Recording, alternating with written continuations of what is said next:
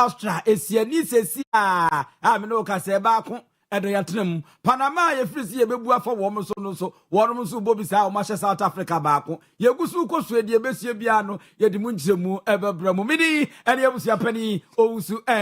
duo mimene Nana Kwame Ajiman Opambo ene nana se chenchenche ya Bolivia Enterprise eduane omode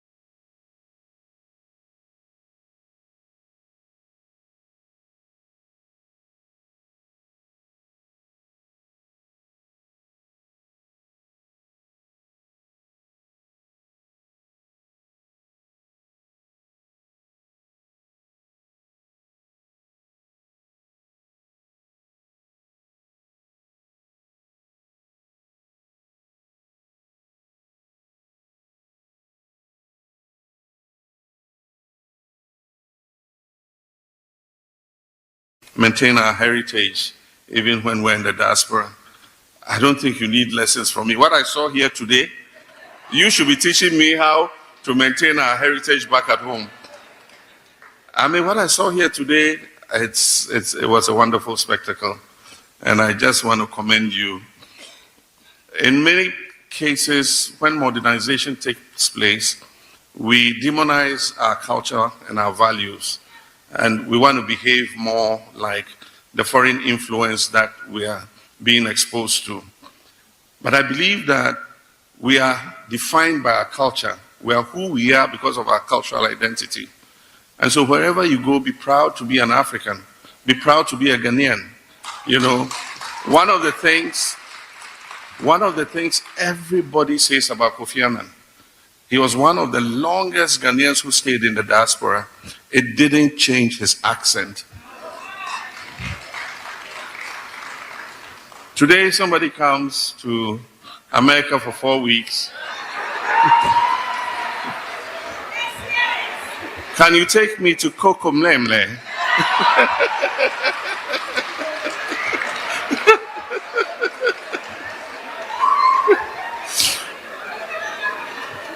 Can you take me to Kokomlemle? Where is Kokomlemle?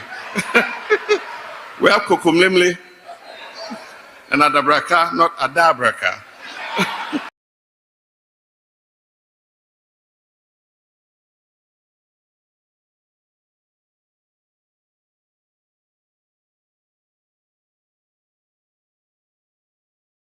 na mampanyi John Dramani Mahama we na one Ghana for emebia wo mu wo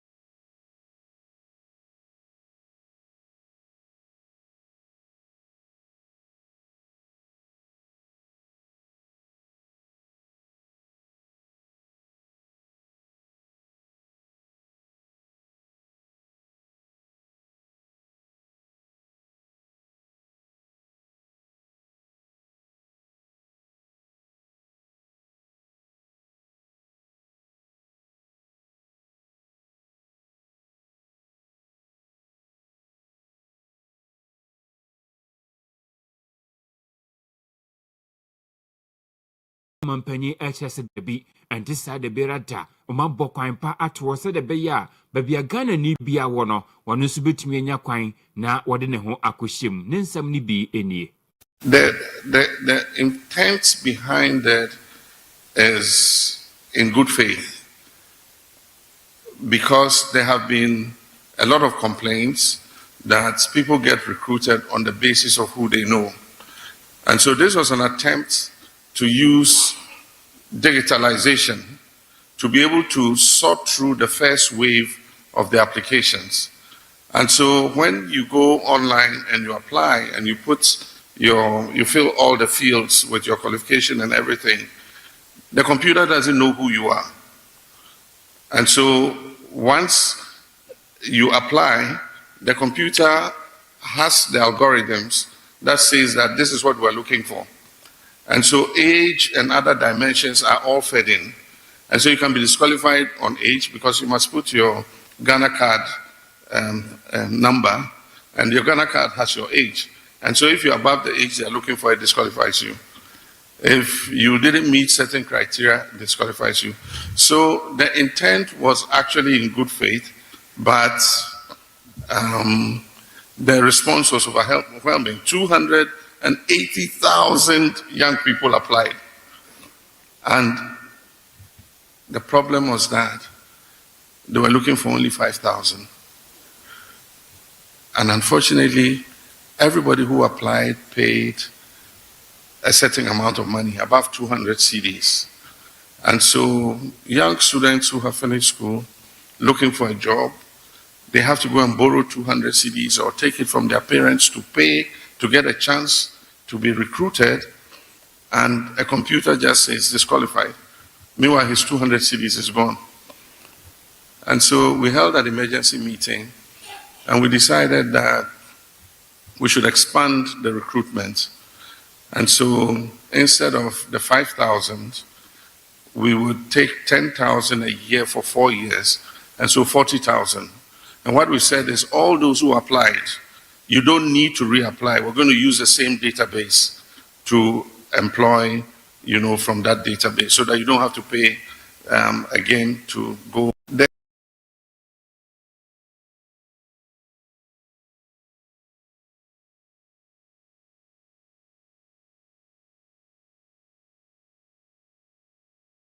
Yes, Ramon come technicians for Guswa, one more air sound near Bibia kama. Mampanyina bedi achi obimfumu okuni na Jane Opoku Ajimai so edin some edi atudwa na ninyina no waka.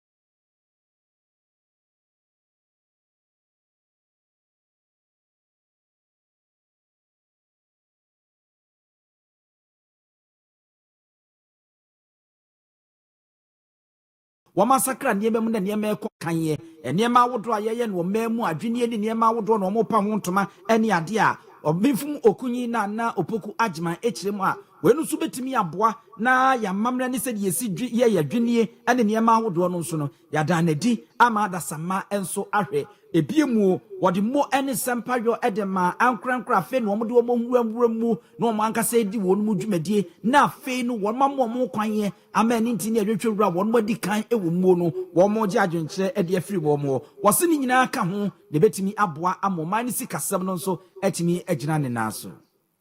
Value addition within this sector vitalize our position in the global economy. It is also a promising sign that young entrepreneurs and emerging businesses are represented here. Their presence shows, among other things, the importance of collaboration between our educational institutions and industry. Ghana's economy will be driven by individuals and businesses that can turn local resources into products capable of competing confidently in the global markets. Let this platform be a reminder that our Opoku Ajimai Ghana man penyini abedi echire. Panyimpa wono ena etua omai Ghana eye atemu adwuma no ano mechire Chief Justice Bafo Boni no odi ato edwase wo bo Ghana fo nyina ano base na nsemu emra shibedwafo akwakwagye atumu a wono mo ekire se wode ebebo bra ete afa entity a yede ema efa emra ho na nyade se susudua papa eda ho no no eba bese ne debire da nemum no eba behye kena se de ebeya Ghana ha ebebo kwan ato ama nipa dodo na atumi akwaje entity ewo emra no emo omete muafo panyimpa Justice Bafo Boni disansemi tudwa wabra ene due na aloya fo beso ha ene edunum wonum age entity awie ne wode wo ho ekohye omanyi aye aloya fo wonum kamukuo no emo ene nansoma wode tudwa wo chese emre bebre munie ana Ghana ya pre asesa wo hye enema ya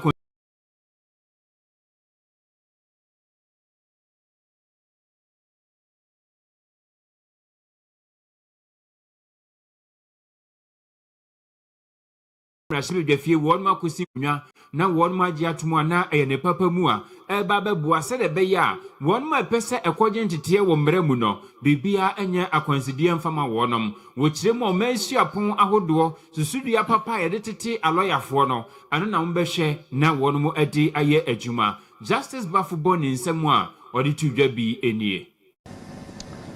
You are also entering the profession at a moment of significant transition in legal education.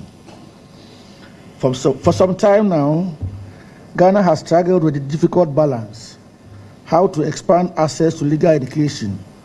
while maintaining professional standards. The result has often been tension between numbers and quality, between opportunity and credibility. We are now resolving that tension. Only yesterday,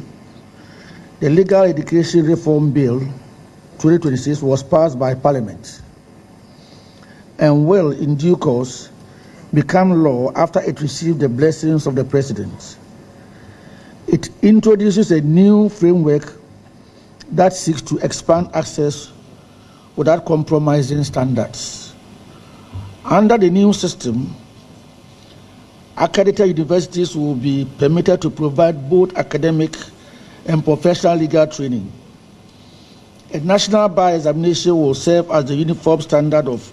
professional qualification. Institutional bottlenecks will be reduced and the long-standing backlog of students awaiting professional training will be addressed.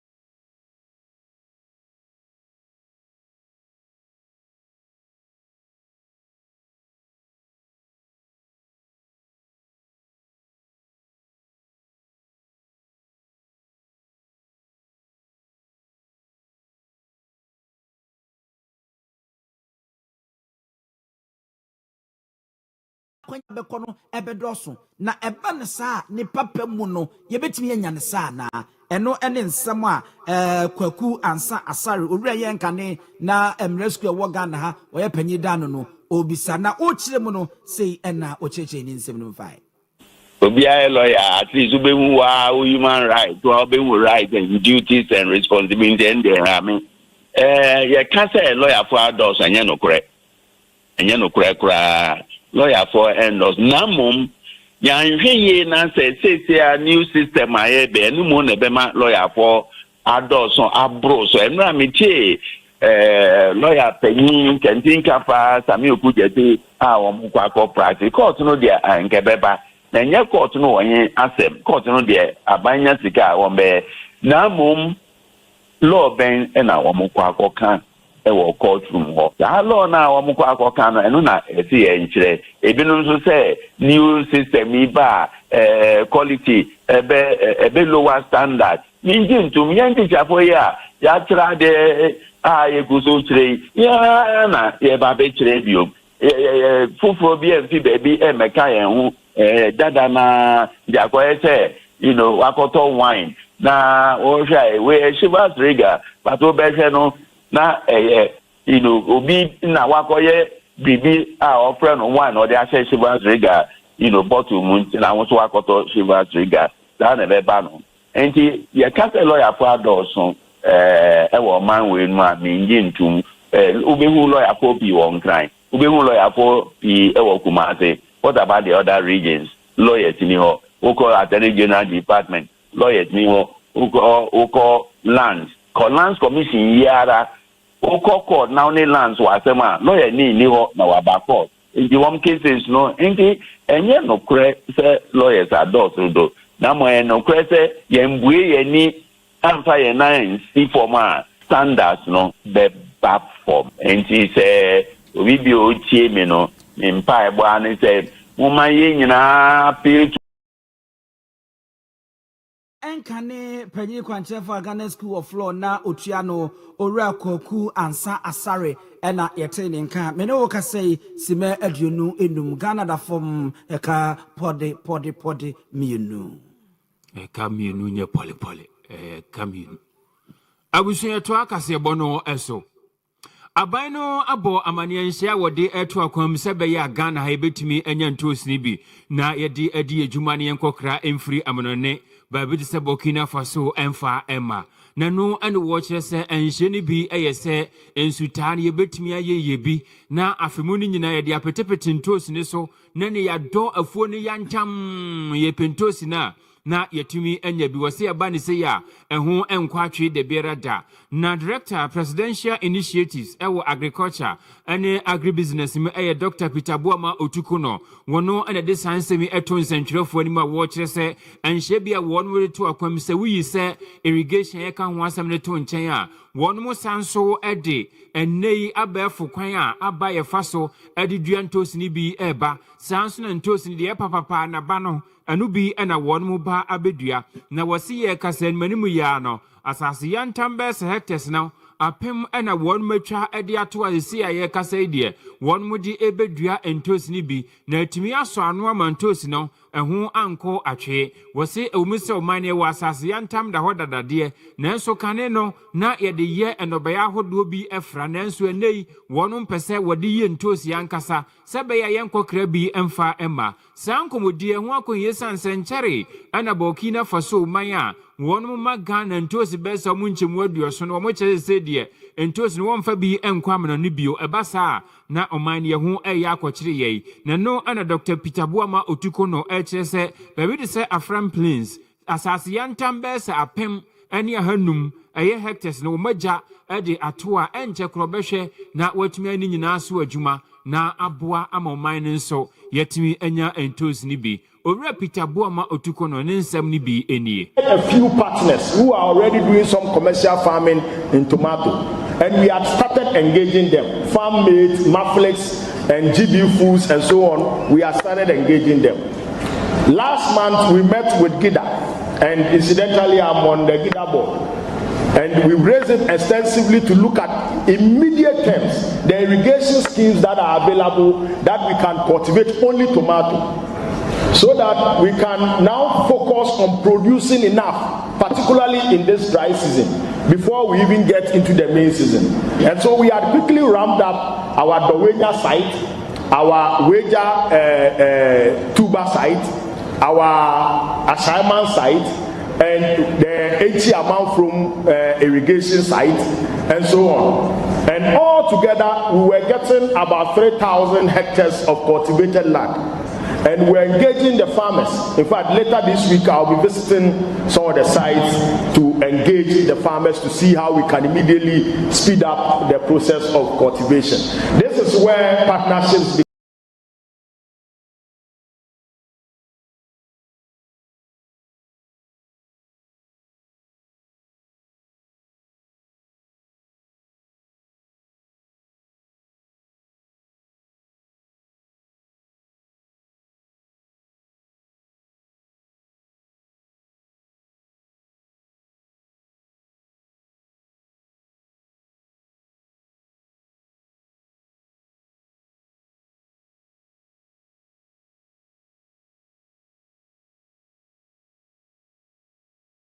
Dramani Mama, Yabeka cry, and another Danko Kufuado Shasia San Sebibia, and John Baya, Wababeto Aswakoto, Abami, Din Kunimu, Sasania, Mer Cosoya Bonifosum, and Tichao Pebi, and Yan Mushedi, one was so modema, na fe, as a sas abaqua some said Yesicanono, near Mada Samusa, one far com Boneso, and number fire and Anamunum at the Ecoye, Yatua Berry, or had you and Sassy, I, one more faso, a Riasina, a mummy and Sapa no me as one faso, one more year who for not to say you can do me at the end of Crady, woman to me and to say Annie and Adebi, American, Argentina, no more di almost such a now only Israel for no, any idea one to tia. Now, any man should be fear Alexander from your mark and sorry, Dan was we was over and any idea, you go back to any youngers and ye pen, said it was one year one faso, them faso, I didn't was seeing Yanya Cassa, ye moving ye said that one young crofo. At the mom, was said, "Nay, to Ghana, the Amostri. Sane, quiet. I am didn't ye be quite gently. Am I at the two year being into Namma got Tom, na dear ba. Sadia, we are near Cotrabani was one day, one would be a yarding woman. The facts as they are. If somebody parks, bets a vessel, a boat at Cape Coast, and you decide to go to the north, go to the Bono area, get to the Ashanti area, get into the Asin area, and you are chasing your own people, the strongest amongst them. Then after 100 years, you say, I should be compensated. Who should compensate who? Mr. Speaker, with the greatest respect, I don't want us to create a certain impression that, expressing an opposing view to this whole reparation thing makes you anti-African, or you are not thinking about the suffering. Who suffered? We maltreated our own. We maltreated our own and told the white man that he should also maltreat our own. So, Mr. Speaker, the story must be told and be put in its proper context. That notwithstanding, Mr. Speaker, it is also a fact that inhumane treatment, the unfortunate humiliation, the marginalization, the injustice, the abuse of our ancestors who became victims of this slave trade, Mr. Speaker, must be condemned, and I so condemn him.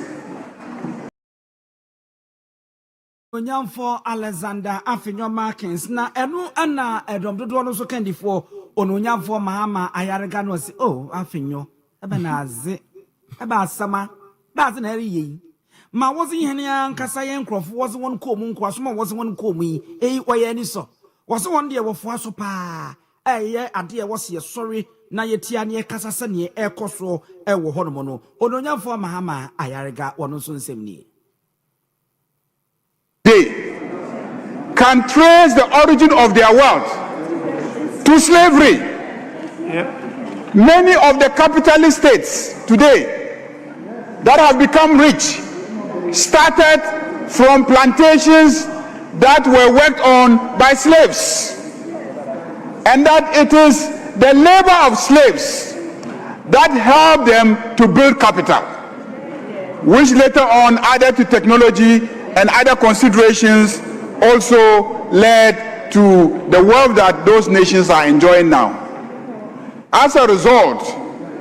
there is a need to share that wealth in recognition of those who have been the foundation of the creation of that wealth. That is the basic principle around the question of reparations. And it is President John Dramani Mahama who capped it all. Who capped it all by mobilizing the world to pass a historic resolution in that regard. That is what we are talking about. We are not saying that in his speeches, we are not saying that President Akufo-Addo in his speeches in the past has never mentioned reparatory justice. Mr. Speaker, in fact, Bob Marley also mentioned reproductive justice. Peter Tosh also talked about reproductive justice. Marcus Garvey spoke about reproductive justice. Mr. Speaker, my history lecturer at the University of Ghana spoke about reproductive justice. So, Mr. Speaker, as for reproductive justice, many have spoken about it. But it is one man who took it to the UN and got the UN to pass a resolution to that effect.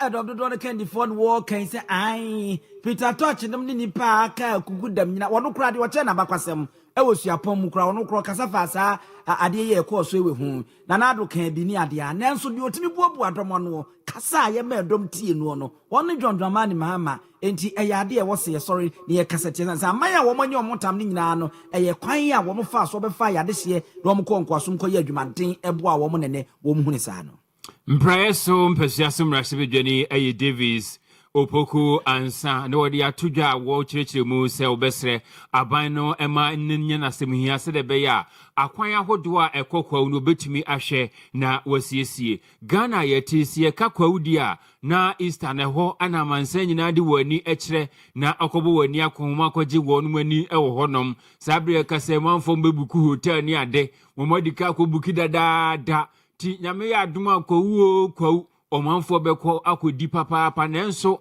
wo kire se akwan ahodo bi a eko emiemia ahodo omanfo betumi akobo wani akonma ewo kwawu anempotamu na atumi aboa na ama akwansra honsem atumi agyina ne nan so na afo omanfo atumi anya sika ade afiri mama oman nya bi nso de aboye ho bra no saa akwan enye anu ntiri wo sre abanse wonhwe na ontumi nsiesie saa akwan no wo kire se bebi de se adoso afei asubone eni bebi de se enketepa amate eni de ka ho nyina wasuko piem ho se ya se de kwa ibretuo na wo ho no esi atie afei ensu a atini firi soro na ebegu fom se de ne fe esitie manfo betumi akobo ani akoma ho abotan ne aboa hodo bi a ewo ho nka ho nyina manfo betumi akọ na aboa ama won mu atempotem wo no ho no kwa so mbeto bibi na sika ba won mu nsem eboa ama oman nso no sika etumi ebamisanse manfo ankrankra no won mu ediye no na oman nso ediye anunti ena wo sese wedie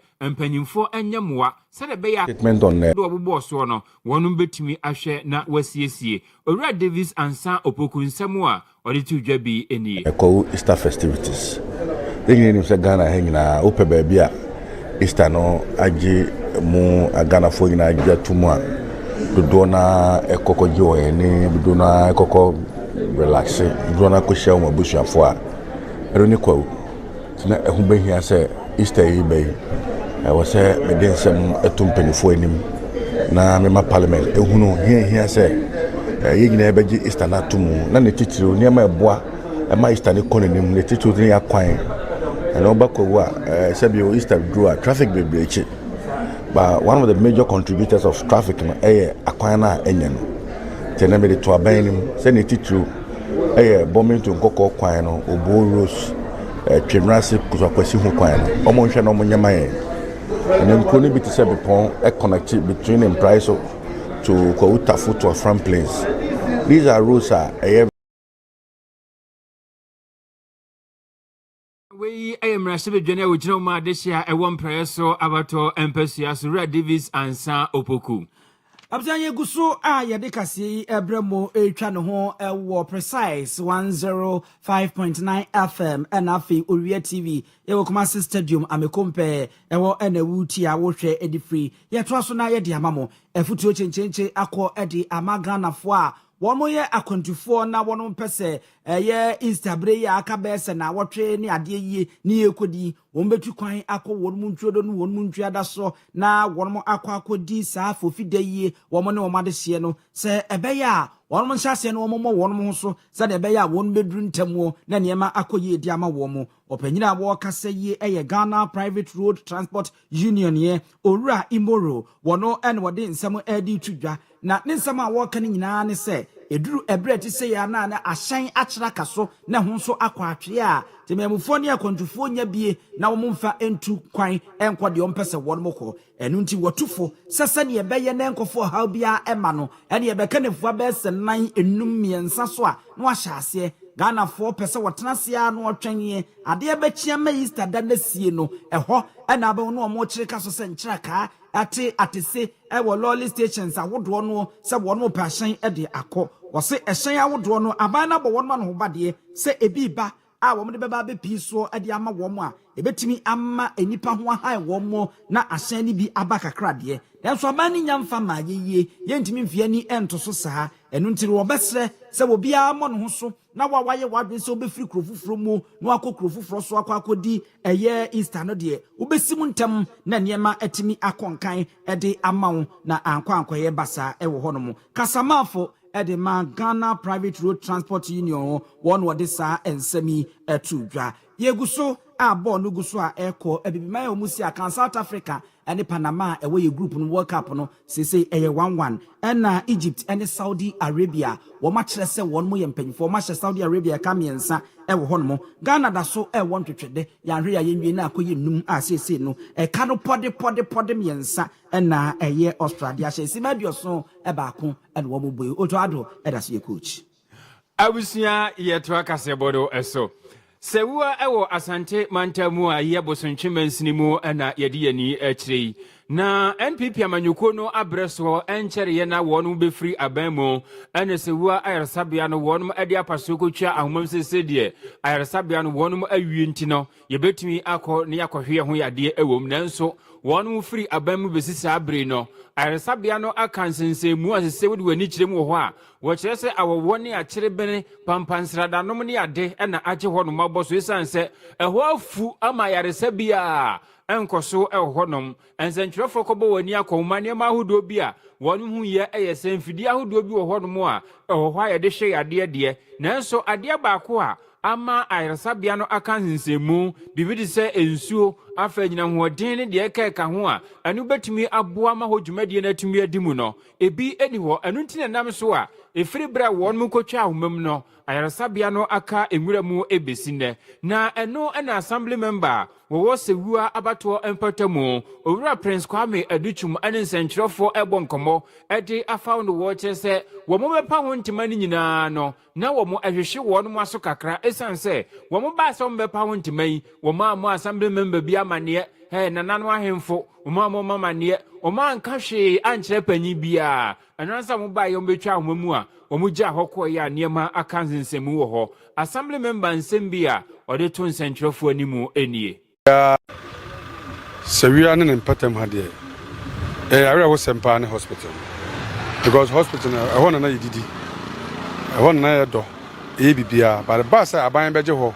na ɔbɛbi hospital kɛseɛ no ɛyɛ obi ade ti jamu bɔkɔ yɛtimi mfo na yɛ fɛ yɛ de pa adwuma ne kɔso na ban samba NDC na bɛhyɛ ase ɛna NPP ba ɔmo yɛ duru ba bia na komitimi ato aso awie kura ansa na aka aba saaba na eto beto ayato but aman sa awra wo sem say ukowura hospital wa bibia wo kama insha bibia wo kama bare nsuo ni ho kania ni ho ehwa fu a o bibia enye yi ibi wan say abanada na say obibia hospital no odwen ho na wonte ase omo fa contract na bibia hospital no dinta make us say me assembly member na menya aware committee members are no more nya aware yet mfo na wokuma na yenya aware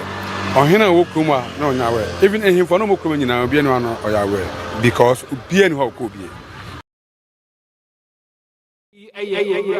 Kwame Aduchum wono ene assembly member ewo sewua abato mpotem no de sansemi to nsɛnkyerɛfo animu Cynthia Odum Wilson, a physician assistant, Angry Gold Ashanti, one my Sabia, a honor and one or Yatuja, say, and is already Sabosa, dear, and one Yanwano, a see a sorry woman, Manina, a Abrabobi, Nipa, ye womono, yabwa, M1 many pedian to me and Concanye, and Sanom, and Afe, a Nubi of Fefa, Nina, and ye she, a yajo to no many a cajon, Nina Kawana, Akobanesa, was this a name, ye bet me see a no quine, Nania Massa, yes. say yes san ya brabo yesu ene se de esi ye niema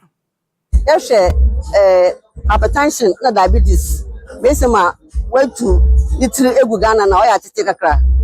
na hwehwem cha de dodoara ye lifestyle ya kan lifestyle ya nyara bible besema edidi ya exercise ya da so ayenda ntam cha de ya enko break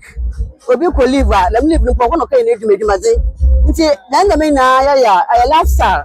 na lifestyle ne chi na no de me da o de ho ana ho de man ya dam hypertension diabetes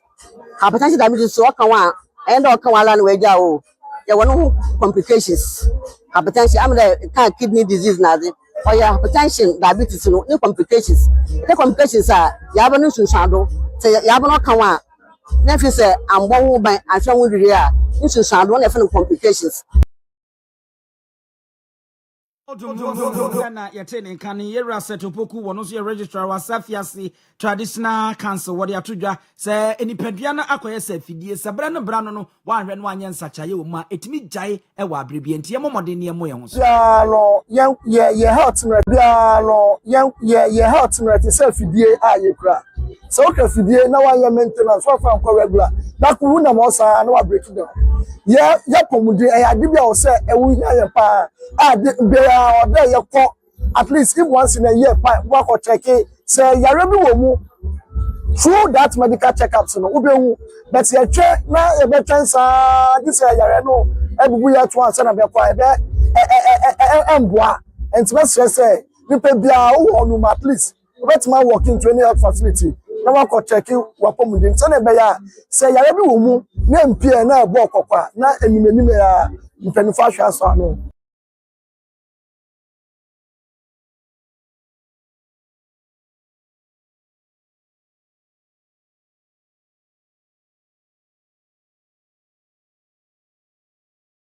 akra wo mo hu e de afasa enyarewe ni ho nsem etudwa se wo hwe de niema ekoso a efe ebia ma na pomuden se de be ya ye wo gogoto mu bi wo a obe check na yigo na osuro but nei ya hu se sana apomuden no eye bia ye free nti de mesre obi bia no se Jesus ne dia ya mo memfa kan ya brabo on ya hospital nkoye no yen check ya pomuden first onu hiasere de be ye nyina Takwa Israel Expo 2026 or last year in launch last 2025 na launch ni nyina e bai in fact collaboration between Nananom Atrenkunya the member of parliament Honorable Isa Saleh Futela and the municipal assembly headed by the municipal chief executive Honorable Benesa Kobna here na say adwuma die we nyina abebo ade e Takwa Israel ha now if you say adentia in fact the program, the main aim of the program to promote the tourism. We are noted of mining, but beyond mining, also, your tourism centers were able to enhance the development for the country. Yeah, Kamo say Ghana Black Stars at Kanabako. Hanti Yenia, you support Ghana Black Stars now. Yate ekano bako yentu asoi ometi fido apo yamanta muswafo ayra Donatus atanga akamugri na wode ato edwa se hu behia se ankrankra nyumaku ahodo ne aban nyumaku ahodo won betumi aka wontiri apam ho se de beya eniema akutia bambon sensem ewo atifido mantamu ena afei ebebrem atoye ama ahodo mu no ye betumi ako atia saa eniema no na ode nsem atudwa wo chemu se nansamu won mo edi ahurukasam atia ama ahodo no won mo asakire akwan a won mo faso eye won mo eniema emu eba ne se ya na emabunu na sebe wonum eni djuma edino sankofo ya fakwan bi so eto wonum mrade edo mu ekowura wonum suban boni ni mu ama wonum ekun etia ama hodo anu ntina ho behia se nyina yebetimi aka entri apam ho se wo man ne yatimi ayenhye pa yere betoto bambo ensem no odi sansemi tudwa wa bra na 7th Northern Ghana Security Dialogue ekoso ewo hodom nanumu no wotonsa ade freku ahodo a ebinom nhya aban abanyumaku ahodo ka ho bi ena omunyina akohia mu a wono toato adwena pe kwampo betimi afaso ama bambo nsem atimi akoyie ewo metifido apoya mantam nimu ena afei ebibrem atoye ama ahodo mu ensem a owura Donatus Atanga Akamugri wadi tudwa bi enie. This dialogue provides a critical platform to reflect on current security landscape, share experiences across the regions, and identify practical and coordinated responses emerging from these threats. It is also an important opportunity to move beyond diagnosis to actionable solutions that can be implemented at both regional and national levels. Ladies and gentlemen, security remains a fundamental prerequisite for peace, stability, and development. Without it, our efforts at economic growth, social cohesion, and democratic governance can Tifido apoya mantamu soafo Donatus Atanga Akamugri mamia menka ansana atamfo nyame Ghana Blaster Kanichuku Emeka asheka etoso 9 ama yatimu 1 Abusia yanko yanima wo ye 41 animguasie nimu na me no kasai bo ho okopiem afija kwa Abre South municipality no wonmo abomode ama abankrache panyin ko otu anamo sane ebeya wode adwadifo a wonmu di dwa sese de wombekọ tenabia foforo mo makọ akodi dwa nene no onyamfo Patricia Pell Ankra a oya abankrache panyin adwadifo na sorry ede etia no wonmo ko adu a womode giche ne ba bi opeso do mo ko ne se eho ya bia ya osuoto na abetata wo wonmo ne ma wonmo tonso ye nuane ene nam ahodo ne ade a sawre asetra mu ahote ene ade a enya ade a ebeboa wo mu na nka ofori so bosom de toso 9 ene wo peso wo mu ade wo mu ko na adwadifo no bra won mani abra no wo mu kasa no wo mu kire mu ade kosi se enya abonsanfo se obi bua ene ase ye mu aye ho enka ye pepa se nka ye si dwa maye na ye bekọ nanso ye hawo nyina nie eja no masidi amaye no Bible kwa ko so yi nyame so mpa free ho ani ahonidie ne nam monko na monko ko ha ba bi o masidwa na omde amaye no sabio obi a odidi onfa ncha me ya ni nie na dwa yi nie yale akase ya ba nyina so ko free toilet so ne ye de ba anu ti ye hwe se entamofo class wo maso anu omo hwini bu ya de dwa no kwa ba omo ameta de san so omo te wo klampo no omo hwini omo ntimi ne ba ba ton nam a me nam wo bi ho to ya odidi dokono Ofan ko tuja so no wa ho ana se ofan yankwan obi wa ha no odidi yeso kwa na honi ye akire ni ti yeso no aduane wo dwom ane adie ba bi a omo ye dwana de mind de no kwani nyame anim nie yesra o mani die mu MC yesra wadaroma wo ba tan yeso fo ni kokko ha ba bi a toilet ne bia ne wo ane ba bi adwane wo eno no ne se ye ntimi ya nadaroma yeni abre pa de ababosia na ye adwuma yakwaji ababosia enche kura sese mo pese ye be twetwen ye matan ye wodwam edwama na ye di dwa film ya tenten edwa kura mu kosie ma ya mane mo boy ya mane kura na nkekwa no amena mu ho no enye ho ne ye dwa bia ye di ne kwa ho quarantine no wo mo de ye ko school ma ye ko ye bleka eka obi ade ya hwehwe ne ho ye nka emere wafo ye twa akwa be di dwa enkula ya so obi a akura ketua no osoma no ka kwa yi so munya asam ketua kwa ye kwan emunyo ma ye kura enti ani diem ye sramo edwa ne die nanke ye pe ne kwa ho eja sebe obi twemu kura obi twemu ekwan ho kura wotimi si no wawura dwam no be di dwa ya maye wana bu Mr. Christian Edupoku wo si dwa maye edwa na wo si ye ne wa nwie ene woko sesi a we mampanyin so de na si na mu aba ya maami si chinchine edwa na ye nwie ye no ye nko edwa no so wonwie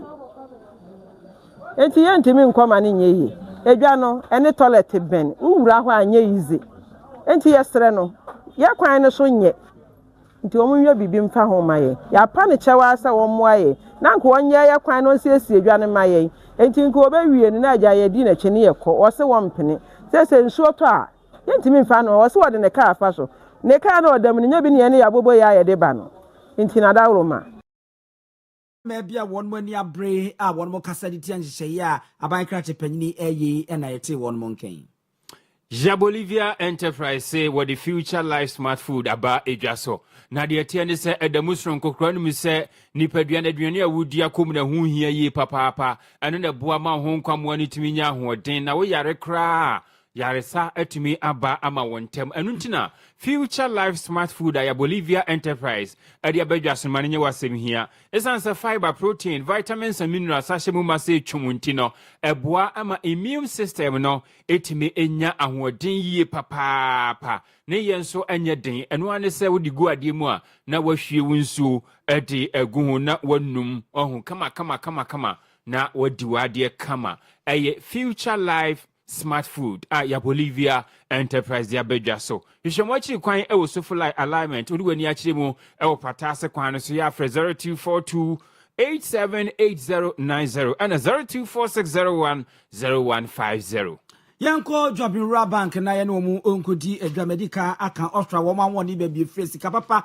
a wo kran wo bank papa bomaden na fa ko se ne ba niema betimi akonkan de ama wo wo be mo ska de ahye wudwadie mu amadwadie ne atimi akonkan wadwuma mu ama na ye fe ene ye fix deposit ni bia bosome miensa bosome nsia ene bosome dumienu se de mu so mo ne ye be bombe ye bi na ebeboa pa e fe ne be so no bosome ne be so no bosome nsia ne be so na wo tafo bebre na de ama wo no ye shares no so ye bie mu a ye ton akwanya da wa betimi aba na waba beto bie wo no de kra de wo dial star 389 star 984 hash na wa follow instructions so na wato shares awie no wa ye shareholder betimi afre Jobbing Bank it was 0242 387498 0242 387498 ewo hodom pony enquiries why do any so Awuzia ye de kase bodi nyina esi Yohana Senkuma newsroom aboafo akosua sobua ana afi kuku agenda mo ana boaboa nsemia no ye director ayo bapa ya Grace MCR ensu Simon nana yaw PK ana afi Mr President Nelson won mu nyina ene chinchim niema kama ema ye de kase boyi eba ye nsemfo ayo wura Asante ye boa Benedict akenkanfo no aye meganani Nana Kwame Achiman Opambo. Miss Midinti Ostra, Ebusia Penny, Owusu, Aduum 41.